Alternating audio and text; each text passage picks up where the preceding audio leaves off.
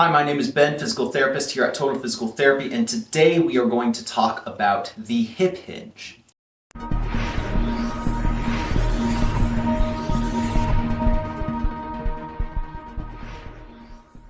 One of the benefits that I feel like I have in my profession is that I get to work with a lot of individuals that are in the later stages of life, whether they're in their 70s, 80s, 90s, sometimes even 100 years old. I get the privilege of working with people and being able to help them figure out how to be stronger, be able to move in their environment easier in order for them to be able to live their lives and do the things that they want to do. And as such, there are a variety of different movements that are very important for us to be able to master and have good control over in order for us to be effectively functional in the later stages of life. And one of these movements is what we call the hip hinge. The hip hinge is a very fundamental movement for us as we age, as we use it in a variety of different settings. Whenever we stand up out of a chair, we have to effectively hip hinge. Anytime we are getting up and down off the ground, we have to do a variety of different types of hinging of the hips. In order for me to pick something up off the ground, it is important for me to have good control over the hip hinging movement. And so as we are aging, we want to make sure we are thinking about mastering and being very good at the hip hinge movement. One exercise that we can work on in order to break the hip hinge movement down to its basics is learning how to do what we call the hip hinge into a wall. What I do for this exercise is I stand a certain distance away from the wall. I am going to take a dowel rod or a broom and I'm going to put that along my back. And there are 3 spots along your back that you want to be able to feel the dowel rod on.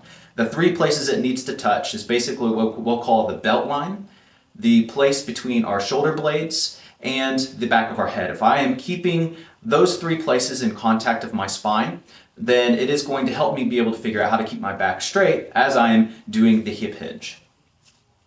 Another thing for us to consider with the hip hinge is that I want to make sure that I'm keeping my knees relatively still and I'm keeping them generally over my ankles and not letting my knees translate forward as I'm sending my hips backwards into the wall. One of the reasons it's important for us to be able to master the hip hinge well is that whenever we are interacting with our environment, there are a variety of different movements that we can do in order to accomplish a task.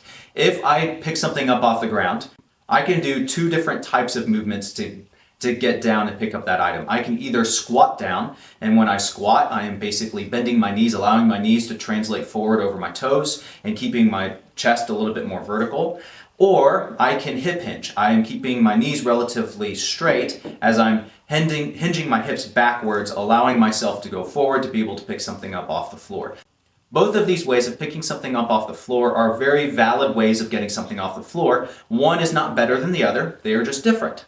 Whenever I am challenged with a certain task, maybe I have to get clothes out of a washing machine, one of those movements is going to be a better way to get stuff out of that washing machine than the other one. It's going to be really hard for me to squat down and let my knees translate forward to be able to get something out of the washing machine, where it's a lot easier if I hinge my hips to be able to bend down and pick something out of the washing machine. And so therefore, it is important for us to be able to have good mastery over these different types of movements. As you are practicing the hip hinge into the wall, there are a couple things that we can think about as we are trying to progress the exercise.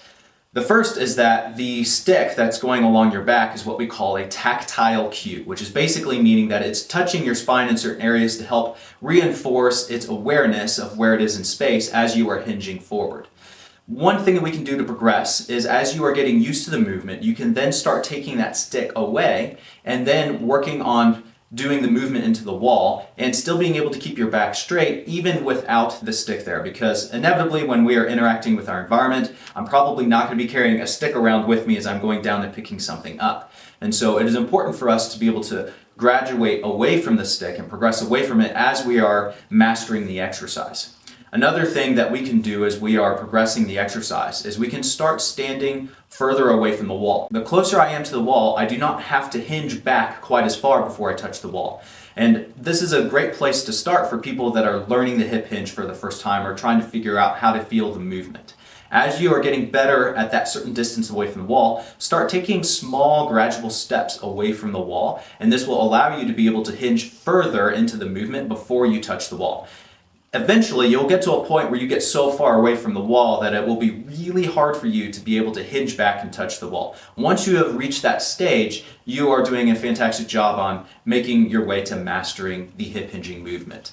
Once you have mastered the hip hinge to where you are no longer using any cues, you're not using the wall because you're able to go down all the way with an effective hinge, and you are not using the stick anymore, then we need to start reinforcing the movement with load or weight. Because again, whenever I pick something up off the floor, I don't have nothing in my hands. I actually have to control a certain amount of weight and be able to effectively move through this hip hinge position. And so one thing that we need to think about whenever we are starting to reach for something or grab something is that a lot of times when someone is reaching forward to grab something, they think about moving their hands to the object. And when they do that, they naturally want to start rounding their back forward and rounding down to go grab something. Well, that's going to break what we taught with the hip hinge earlier with trying to keep the back straight. So if we are wanting to hip hinge and we are wanting to keep our back straight, what we don't recommend is we don't think about reaching down with our hands. What I think about is I let my hands get closer to the object, not by reaching my hands forward, but by sending my hips backwards.